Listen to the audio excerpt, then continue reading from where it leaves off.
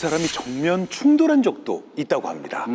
종합제철을 국영기업으로 할지 주식회사로 할지 결정하는 부분에 있어가지고요. 박태준은 이때도 정부의 간섭을 피하려고 주식회사로 가는 게 맞다. 이 부분에 대해서는 박정희도 양보를 하지 않았다고 합니다. 그렇게 서로 한채 양보가 없는 세 차례의 토론 끝에요. 박정희 대통령이 결국 한마디를 하게 된답니다. 임자한테 졌어. 박태준의 끈질긴 밀어붙이기에 양보를 하게 된 것입니다. 사실 박정희 대통령이 박태준 회장을 이렇게까지 믿고 지지하는 데는 박태준 회장이 청렴결백하다는 것을 알고 있었기 때문입니다. 그렇게 자신을 보호해주고 지지해주는 박정희 대통령에게도 정치적으로 나는 전혀 관여하지 않겠다라고 선을 그었다는 거죠. 1969년에 박정희 대통령이 삼선에 출마하기 위해서 삼선 개헌을 할 때 당시 권력 2인자라고 할 수 있는 김형욱 중앙정보부장이 이 박태준 회장을 찾아가서 여기 삼선 개헌에 좀 찬성하는 서명을 해달라라고 했는데 이것을 박태준 회장이 거절했다고 합니다. 그래서 김형욱 정보부장이 화가 나서 이거를 박정희 대통령에게 얘기했는데 박정희 대통령이 그 친구는 원래 그런 친구야, 포기해, 제철소 일이나 열심히 하라고 그러고 건드리지 마 라고 얘기했다고 합니다. 그래서 실제로 박태준 회장은 포항제철을 세계적인 기업으로 만들고 나서도 포항제철 회사 주식을 한 주도 갖고 있지 않았었다고 합니다. 그리고 자기 자녀들에게도 전혀 그 회사를 나눠주지 않고요. 그래서 끝까지 청렴결백을 유지한 그런 인물이었다고 합니다. 그런데 박태준은 왜 자신을 도와준 박정희에게 끝까지 그렇게 선을 그었을까요? 사실 포항제철을 만드는 데 들어간 돈이 그냥 일반적인 돈이 아니라 특별한 돈이었기 때문입니다. 박태준이 이 제철소를 지어달라는 특명을 받기는 했지만 사실은 제철소는커녕 뭐 아무것도 없는 상황이잖아요. 돈이 그렇게 많은 것도 아니고. 그래서 미국으로부터 돈을 빌려가지고 지으려고 했는데 미국이 우리나라 같이 가난한 나라는 이제 돈을 빌려줄 수 없다 라면서 이제 태도를 바꾼 겁니다.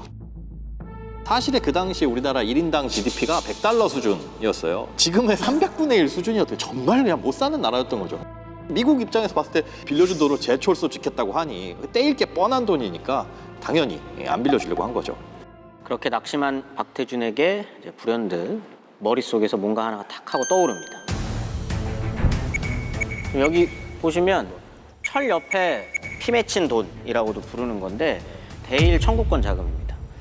이게 이제 과거 일본 식민 지배에 대한 배상으로 한국에 줘야 되는 돈인데 근데 이거를 가지고 어떻게 보면 포항제철을 만드는 시드머니로 쓰겠다라고 이제 얘기를 한 거거든요.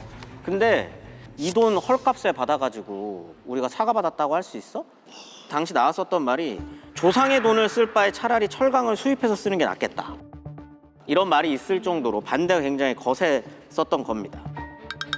근데 일본에 우리가 이러한 데다가 쓸 거니까 허락까지는 아니지만 보고 절차까지 있는 거였거든요. 그러니까 굉장히 어떻게 보면 좀 치욕적인 거죠. 그러네요. 아니 뭐 그러니까 그런 일로 받은 것조차 좀 화가 나는데 이제 그 돈을 어디에 쓸지까지 보고를 해야 된다는 게 너무 이상한 일인데요. 당시엔 좀 그런 측면들이 있었죠. 지금 기준으로 볼 때는 좀 이해할 수 없는 일들이.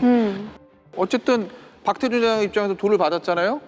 그걸 가서 일본에 가서 어디다 쓰자 설명을 해야 돼요. 근데 당시에는 일본은 제철 산업에 발달했었죠. 그러니까 박태준 회장이 가가지고 야 내가 이걸로 제철소 만들 건데 니네 회사보다 훨씬 더 좋은 거 만들 거다 라고 말하고 싶었겠지만 그렇게 말을 못하죠. 못하죠. 그냥 겉으로는 내가 제철소 짓긴 할 건데 야 내가 지금 저 포항 저 영일만에 언제 내가 신일볼 제철 이기겠니? 내가 죽을 때까지는 절대 그런 일 없을 거니까 걱정하지 마. 그렇게 이제 외교적인 수사를 써가면서 일본을 설득해가지고 저 돈을 제철소 자금으로 쓸 수 있게 허락 아닌 허락을 받아오는 거죠.